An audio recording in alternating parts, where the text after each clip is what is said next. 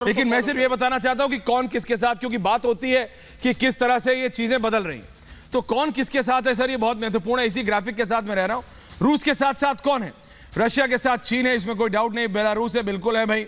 Iran है, north Korea है, Armenia है, कजाकिस्तान है। ये कोई नाम बहुत बड़े बड़े नहीं है। किर्गिस्तान, तजाकिस्तान, क्यूबा, अजर, ये वो है जो कि एंटी वेस्ट कंट्रीज हैं, इसमें कोई डाउट है। लेकिन दुनिया बट रही है ना।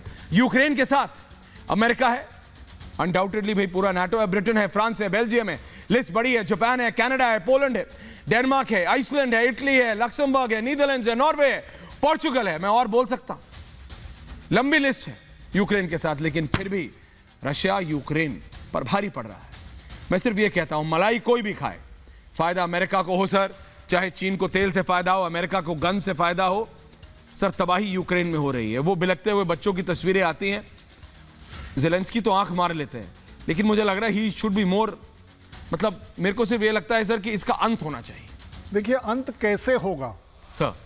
आज ज़ेलेंस्की बोलते हैं कि चलिए जी मैं नेटो ज्वाइन नहीं करूंगा। आप 20 दिन से क्या कर रहे थे? आपके पास 20 दिन में अब जाकर आपके समझ में आया कि आपको नेटो ज्वाइन करना चाहिए या नहीं करना चाहिए। आप इस पूरी लड़ाई को अवॉइड कर सकते थे। आप दूसरों की बातों में क्यों आए?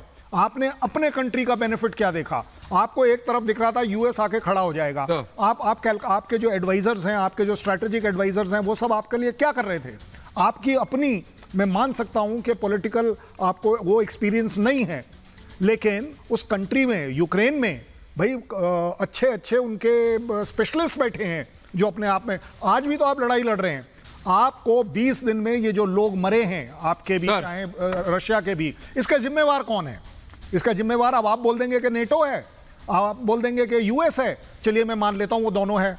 आपने क्या किया? हाँ, आपने क्या समझदारी दिखाई? What did they do? Yes. What did they do? भाई क्या किया? जंग जारी है, ये एक रियलिटी है। इसी बीच एक ब्रेकिंग न्यूज आ रही है, जनरल दयाल, कर्नल चरण सिंह का ब्रेकिंग न्यूज आ रही है। मैं उसके बाद आपके पास आ रहा हूं। मेरे पास इस समय ब्रेकिंग न्यूज आ रही है सर, मैं सीधा ब्रेकिंग न्यूज पे जा रहा हूं। संयुक्त राष्ट्र में रूस के प्रतिनिधि का बड़ा बयान, यूएन मजाक का पात्र बना, यूएन मजाक का पात्र बना। मैं कह रहा हूं सर, इसको डिफंक्ट है। प्रतिबंधों पर यूएन हंस रहा है, ये ठीक नहीं। United Nations is laughing, United Nations is laughing. ये बड़ी खबर है। जनरल दयाल को इसी बीबीजी के साथ रखिए ब्रेकिंग।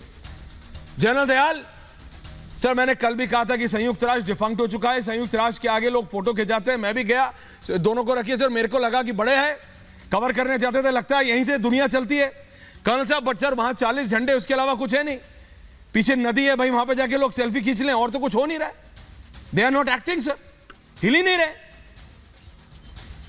जनरल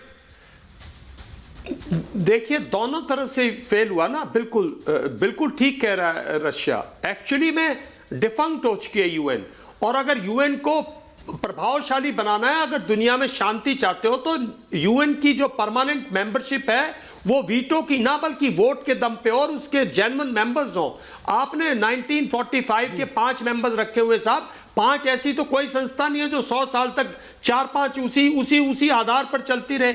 दुनिया बदली, आपने यूएन को बदलना चाहिए था। आप फेल्ड है यूएन एज ए ऑर्गेनाइजेशन, क्योंकि आपने अपने आप को टाइम के हिसाब से चेंज नहीं किया। आप यूनाइटेड नेशंस में ह्यूमन राइट्स ऐसी चीजें ले आए सर। आपने सब कुछ किया। संयुक्त राष्ट्र को यह तो दिक्कत हो जाती है कि भारत में एक के साथ क्या हो गया, वहां पे क्या हो गया। इनको यह नहीं दिख रहा कि यूक्रेन में कैसी तबाही है।